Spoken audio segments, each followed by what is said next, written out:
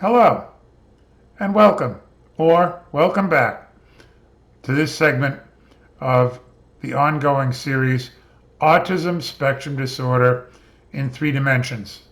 My name is James Coplan, MD, and I will be your guide to this material. This segment will deal with the contributions of Hans Asperger, MD, and the people who wrote about him before his work was known to the English-speaking world, primarily Lorna Wing and Uta Frith. Before getting into the new material for this segment, I need to give you a couple of corrections from the last post. First, I inserted an extra N in John Robison's name. It should not be Robinson, as I pronounced it last time, but it's Robison. There's only one N in his name, in his last name, and it comes at the end. My apology. Also, my apology to Donald Triplett. I believe I pronounced your name Tripler last time, which is the name of a military base on the West Coast. I believe the name is actually Triplett, and Donald Triplett is still hale and hearty, and I believe 83 years old at this point in time. The third correction is more substantive. This is a paper that we discussed last time, came out in 1925, written by a Russian psychiatrist practicing in Moscow by the name of Grunya Sukhareva, and I erroneously quoted her as having used the term autistic tendencies in that 1925 paper. In fact, she used the term schizoid psychopathology, or in German, die Schizoiden Psychopathien, in Kindesalter, meaning in children, and only later, and I don't know the exact date, but it was only subsequently that she revised the terminology to autistic pathological avoidant psychopathology. So that paper was translated into German in 1926, and it was available to the people in Vienna, but it did not use the term autistic. But that's a good segue into the subject of this post, which is Dr. Hans Asperger, and here we see him at the Therapeutic Pedagogy Ward at the Vienna Children's Hospital. I believe this picture was taken sometime between 1935, when he was appointed director, and 1943. I can't be sure of that, or at least I don't have a citation to that. If anybody can inform me, I'd be interested to know. And we see him seated at a low chair, working with one of his patients, and in the background we see another young man methodically drawing an automobile on the blackboard, and there appears to be another clinician hidden behind the child. I don't know who that is. And in 1944, he published this paper, Die Autischen Psychopathen im Kindesalter, which is Autistic Psychopathology in Children. And you may remember, if you go back 2 or 3 posts, I had a little quiz question for you. The date this journal article hit the newsstands was June 3rd, 1944. And the question for you all was, why is that date relevant? Does that date ring a bell with you? And the answer here is June 6, 1944, 3 days after Asperger's article was published, was D-Day. This was the largest amphibious operation in the history of mankind. It marked the beginning of the end for the Third Reich.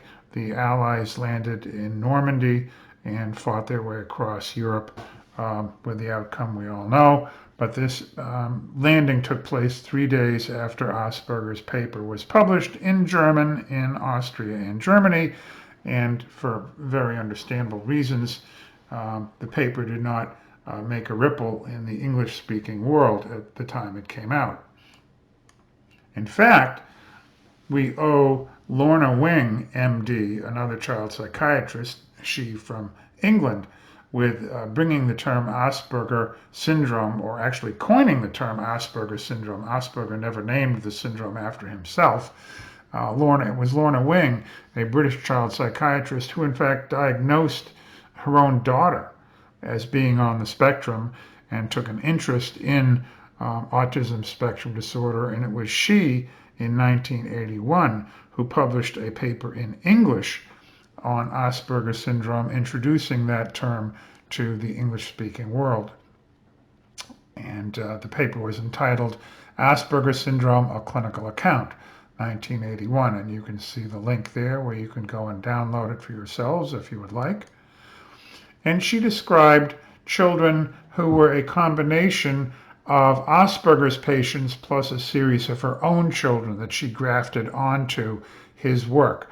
And she described the speech as being pedantic, consisting of lengthy disquisitions on favorite subjects, note the British spelling, impaired nonverbal communication, including eye contact and body language, unusual social behavior that she characterized as naive and peculiar, but not withdrawn and aloof. And that was one of the apparent distinctions between what she perceived Asperger was describing and what she perceived that Leo Kanner had been describing. Repetitive activities with resistance to change, poor motor coordination, and excellent rote memory with special skills and interests. And implicitly, although I don't think she actually uses the term high functioning in this 1981 paper, her concept was that individuals with Asperger syndrome were in fact high functioning. The second name to share with you is that of Uta Frith, another child psychiatrist who translated Asperger's paper into English, and she also rendered her own narrative about what she termed Asperger syndrome, that these children had clever-sounding language, invented words, and spoke more like grown-ups than children. There was something not quite right in the way they used language, and they were socially inept, but often socially interested. Again, the idea that these children were interested in interacting, sometimes intrusive, sometimes odd or eccentric, but not the picture of, quote, aloof and, quote, withdrawn that flowed out of Leo Kanner's description in 1943. And then in the year 2000, we actually see that the DSM-4 included Asperger's disorder among its pervasive developmental disorders, which included autism and PDD not otherwise specified. And Asperger's disorder included the following criteria: qualitative impairment in social interaction, restricted repetitive interests, no clinically significant delay in language, but interestingly enough, there's no criterion in there for the impaired usage of language, which figured so heavily in the description by Asperger himself, as well as in the descriptions by Lorna Wing and Uta Frith. It simply says in the DSM, no clinically significant delay in language. And then no clinically significant delay in cognitive development or self-help skills. In other words, Asperger syndrome, by definition, could not be applied to children who, in the parlance of the time, would have been called mentally retarded. Now we would say intellectually disabled. So there was a mutually exclusive relationship. If you had intellectual disability, you couldn't have Asperger syndrome. And conversely, if you had Asperger syndrome, then you couldn't have intellectual disability. And then they go on to say that Asperger syndrome must be distinguished from autism, although differentiation of the two conditions can sometimes be problematic. So what did Asperger actually say? So here's his paper, and as I said, in 1991, or as I may have said, in 1991, Uta Frith publishes her book, Asperger and His Syndrome, and chapter 2 of the book is actually her translation of his paper. So in 1991, the English-speaking world at large finally gains access to this paper in English. So what did he say? First of all, he used the term autistic psychopathology. Now, Uta Frith took it upon herself to substitute the word autism or autistic wherever Asperger used the term autistic psychopathology. That was her judgment as translator. But Asperger was clearly following in the steps of Bleuler. Remember, Bleuler was the one who coined the term schizophrenia, and he talked about autistic aloneness in people with schizophrenia, and he used it as an adjective.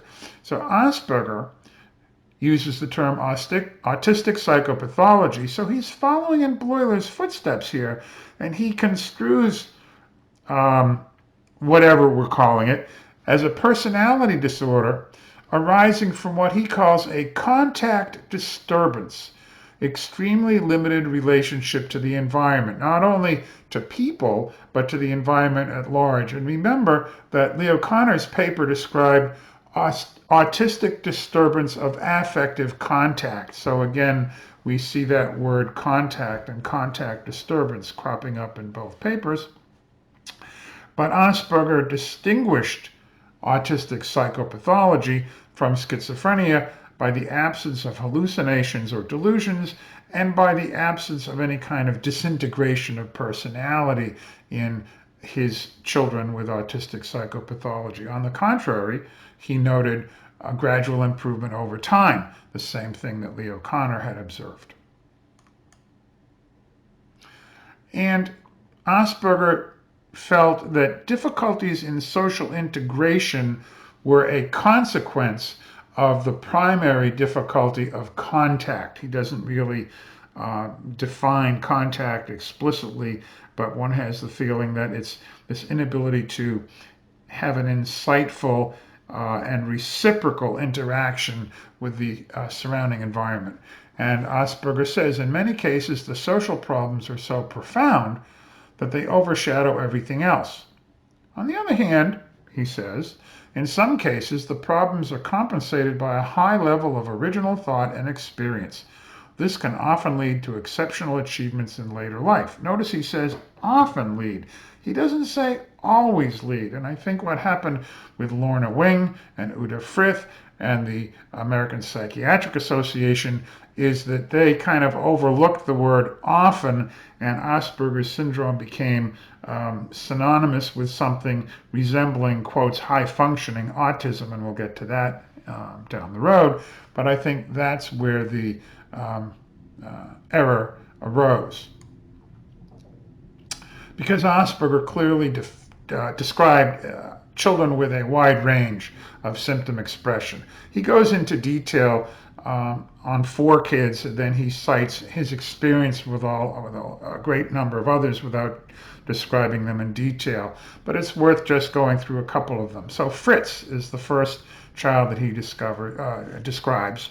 And Fritz was referred to the clinic in the autumn of 1939. Now, if you have your history cap on, you'll remember that it was September 1st, 1939, that Hitler invaded Poland and World War II officially began.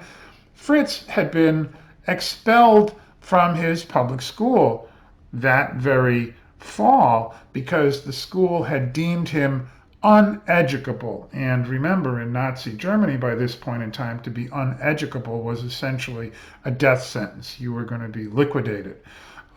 So he was referred to the therapeutic pedagogy ward where Asperger and his team took him in. And Asperger describes social skills deficits, and the quotes are from the paper. Fritz was never able to become integrated into a group. He was an outsider. And Leo Kanner had said the same thing, that his patients would always play on the periphery of the group, never with the group. And the parent of one of my patients said very poignantly, our child lives among us, but not with us. Lives among us, but not with us. And how poignant that is. Fritz did not know the meaning of respect and was utterly indifferent to the authority of adults. He had stereotypic movements and habits such as jumping up and down and echolalia. He was clumsy. He had odd eye gaze, using what Asperger described as only his peripheral vision to take things in from the edge of his attention. But Asperger was also amazed at how much Fritz was able to take in when it seemed that he wasn't paying attention at all. And Fritz also had odd speech and language. And Asperger says the normal speech melody, the natural flow of speech was missing. Technically, the term for that is prosody, Prosody. He had sing-song speech. He talked like an adult. And occasionally he repeated the question or a single word from the question. And again, if you've got your thinking cap on, remember when we talked about Langdon Down and his patients from 1855 that he described in 1887. He said sometimes the question in its entirety is repeated, sometimes the child just repeats one word. So here we have from Asperger in 1943 a carbon copy of what Langdon Down had said in 1887 and observed in 1885. Asperger goes on, and he's talking here about Fritz, but I've quoted this at length because it really applies to all of his patients. He says, the normally developing child stands in uninterrupted reciprocity with his caregiver, constantly building up his own responses and modifying them according to the positive or negative outcome of his encounters. In Fritz's case, however, it is precisely this wonderful regulating mechanism which is severely disturbed. It is a sign of this disturbance that Fritz's expressions themselves are abnormal. How odd is his use of eye contact. Normally, a great deal of the outside world is received by the eye and communicated by the eye to others. How odd is his voice, how odd his manner of speaking and his way of moving. It is no surprise, therefore, that this boy also lacks understanding of other people's expressions and cannot react to them appropriately. So here, Asperger is really anticipating a lot of the theorizing about theory of mind, something called the still face experiment, which I will talk about on another occasion. But this is really a wonderfully rich description. Then Asperger goes on to describe a second child, Haro, who was also clumsy and had odd posture. And Asperger says it seems as if he could only manage to move those muscular parts to which he had directed a conscious effort of will. And a lot of recent research has to do with mirror neurons and the initiation of motor action and how that may be intertwined with what we now call theory of mind and the ability to read body language. So Asperger here was also very insightful. He describes Haro's gaze as lost and far away. Often he did not respond to questions, but rather he let his talk run single-mindedly along his own tracks. And I'm thinking of the mother of another one of my patients who said to me, my child talks, but he doesn't communicate. And this was a little boy who had memorized the weather report and would go around chanting the weather report, but not really speaking interactively. Haro had pedantic tendencies veering towards the obsessional. And then Asperger says nothing was spontaneous or natural. Everything was intellectual. Social adaptation has to proceed via the intellect. And one more anecdote from my practice. I had a little boy in the office and he was going on and on and on about his favorite topic. I think it was probably the Titanic, which is one of the preferred objects along with trains and route maps and so forth. And he was going on at a great rate, and then he brought himself up short. And he said, I've had my 3 sentences, now it's your turn. So he had learned the rule, and he was doing it by the book. And that's exactly the sort of thing that Asperger is talking about here. Social adaptation has to proceed via the intellect. And there's some very useful skills that can be taught that way. Social stories, another therapeutic modality that we'll talk about, rests in part on making implicit things explicit for the benefit of the child who doesn't get it intuitively. The difficulties these children have with instinctive adaptations are amenable to partial compensation through an intellectualizing approach. The better the intellectual ability, the more successful this approach. And then he continues. Now, the autistic personality is certainly not only found in the intellectually able, it also occurs in the less able, even in children with severe mental retardation. It is obvious that in the latter case, adaptation is much more difficult to achieve. So Asperger was clearly not restricting himself as Fritz and Lorna Wing and the American Psychiatric Association were to a narrow band of high-functioning individuals. There are numerous unequivocally retarded people who show the typical and unmistakable characteristics of autistic psychopathy. The disturbance of contact with the typical expressive phenomena in terms of glance, voice, gesture, and movement, pedantries, and stereotypies. Indeed, in the mentally retarded autistic individual, the impairments just mentioned are usually even more striking since there is no counterweight of otherwise normal functions. And he goes on to quote or to cite an example in his case series of a child that he felt was mentally retarded, the child Ernst.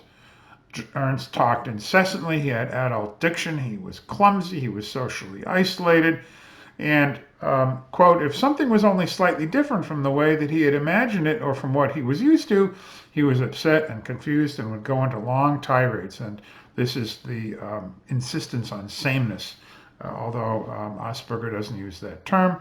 And Asperger goes on, it was clear that the boy could not progress satisfactorily in a normal school, and that transfer to a special school was inevitable. However, since the mother considered such a transfer terribly degrading for her child, we tried the normal primary school again.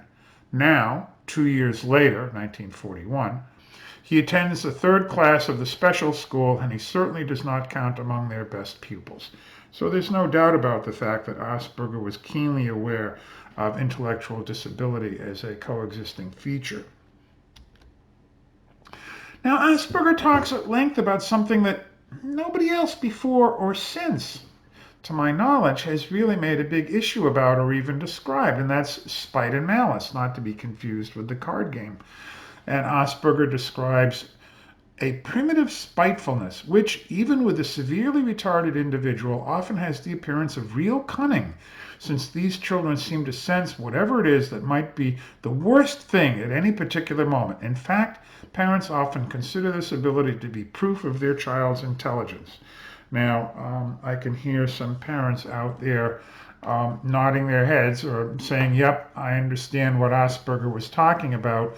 And it may well be that the child knows how to capitalize on a break in the attentiveness of the adults around him. Tragically, I had a patient who died of aspiration because he made a bolt for the refrigerator and wolfed down a huge chunk of food and choked to death in the instant when his parents were not being hypervigilant about keeping him away from the fridge. It was a real tragedy, but it was certainly not evidence of cunning in any way. It was simply leaping for the opportunity. So here are some examples that Asperger invokes. Fritz committed mischievous acts which are characteristic of this type of child. There's a generalization for you. The boy seemed to have a special sense for this, and yet he appeared to take hardly any notice of the world around him.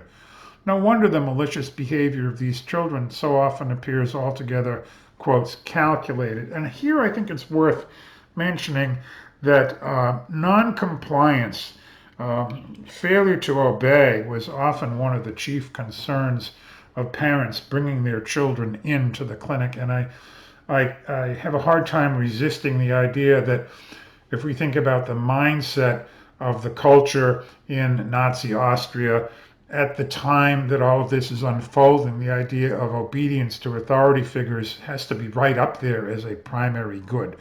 So any child who couldn't be molded into that mold of obedience was right away a big red flag.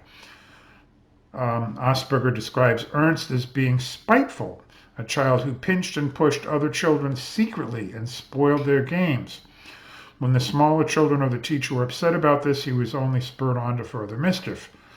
And here again, doing something in secret and spitefully doesn't really mesh with my understanding of the worldview of kids on the spectrum, who are generally not very insightful as to the internal mental state of other people one way or another. So to be spiteful sounds a little bit out of character to me.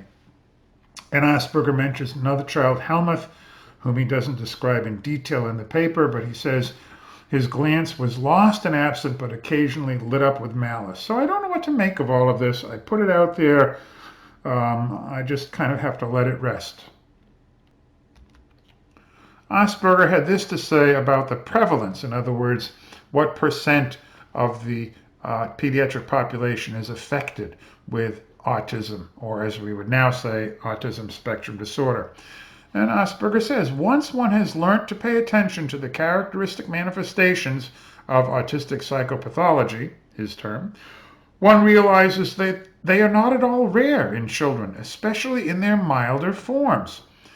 In a reasonably sized outpatient population, such cases are not particularly rare, and they are instantly recognizable to the experienced clinician. So here Asperger anticipates by several decades the so-called autism explosion, which, as we will discuss in a series of future posts, has more to do with the ultimate recognition of the milder forms that Asperger knew about back in the 30s and 40s, but which kind of got swept aside in the intervening generations. And as far as range of expression, Asperger continues, not every case has every feature. Nevertheless, those who know such children never cease to be surprised at the striking coincidences of detail. The autistic personality is highly distinctive despite wide individual differences. Our method would have failed if it had ignored the differences and if it let each child's unique personality vanish behind the type.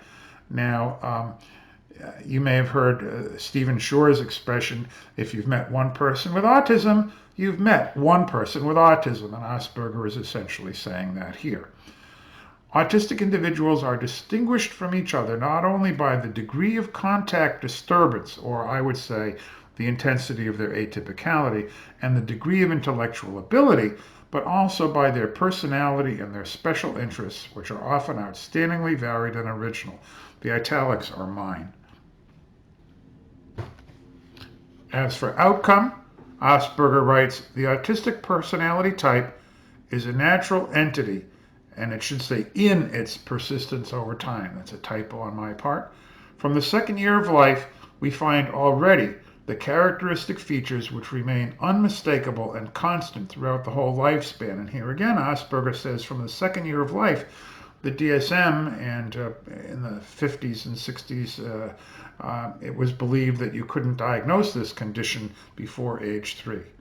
Naturally, Asperger continues intelligence and personality develop, and in the course of development, certain features predominate or recede, so that the problems presented change considerably, something that we're going to talk an awful lot about down the road. Nevertheless, the essential aspects of the problem remain unchanged. In early childhood, there are the difficulties in learning simple practical skills and in social adaptation. These difficulties arise out of the same disturbance which at school age cause learning and conduct problems, in adolescence, job and performance problems, and in adulthood, social and marital conflicts. Now, it's worth pausing for a minute because I know that there's a lot of controversy, there's a lot of evidence about the extent to which Asperger was either passively or actively involved in the euthanasia of children with severe disabilities. As I may have said last time, I don't feel qualified to read the primary sources in German and really sift through them, but I do think it's noteworthy that the final section of Asperger's paper is entitled "The Social Value of the Autistic Psychopath." And he writes, "The essential feature of the condition is a lifelong disturbance of adaptation to the social environment.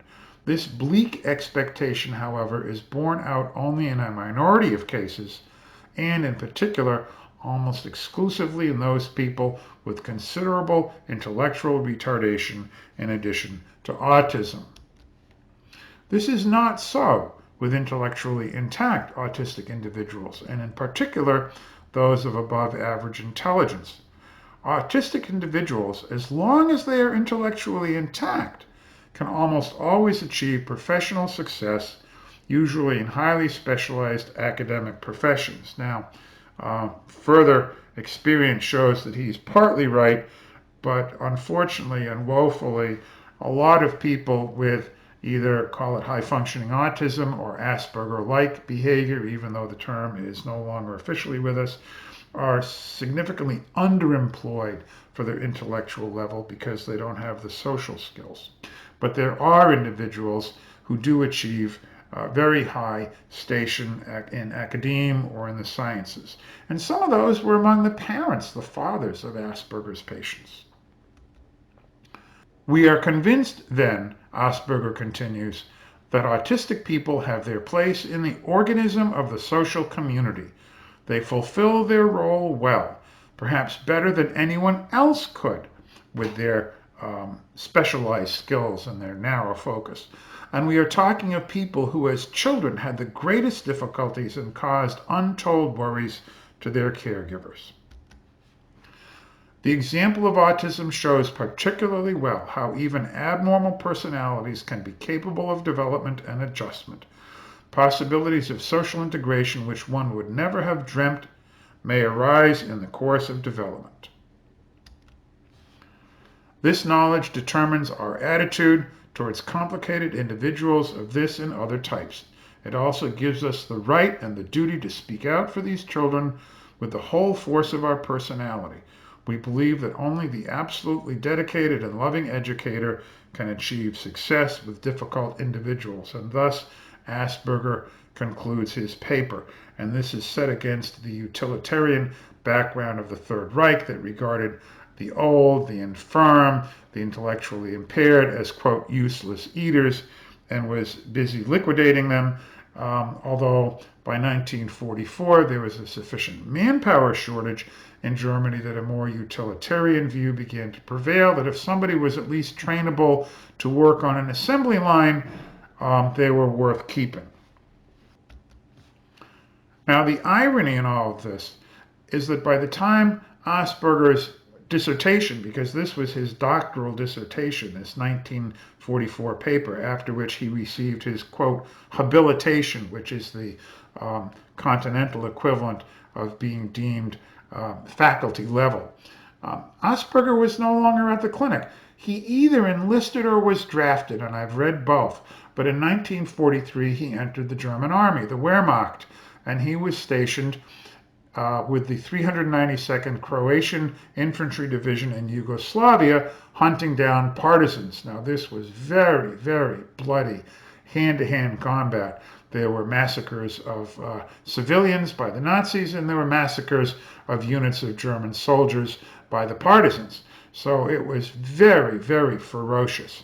Now, Asperger gave an interview after the war, and some years after the war, and this is quoted in an article by Herwig Scheck, and you can see the citation at the bottom. And Asperger said in the interview, "I was in the war. I was deployed in Croatia in the anti-partisan war. I would not like to miss any of these experiences. It is good that a man who knows how he behaves in mortal danger, with the bullets whistling. It is also a proving ground, and a ground where one has to care for others. It is also a great gift from destiny that I never had to gun anybody down." So you can read into this what you want. It is something of an irony.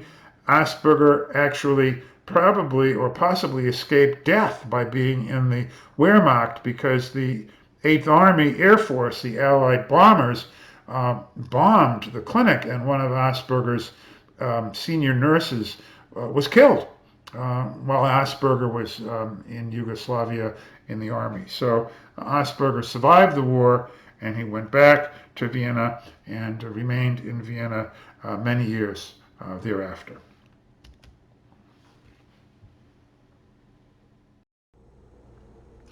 Well, that wraps up this segment. Thanks for bearing with me. I see that I tend to run over what I thought I was going to be doing of 15 minutes per segment. It's more like 30 minutes per segment. Hopefully there won't be any more creep on the length, But I hope you found the material interesting. And I'll see you next week. Thank you.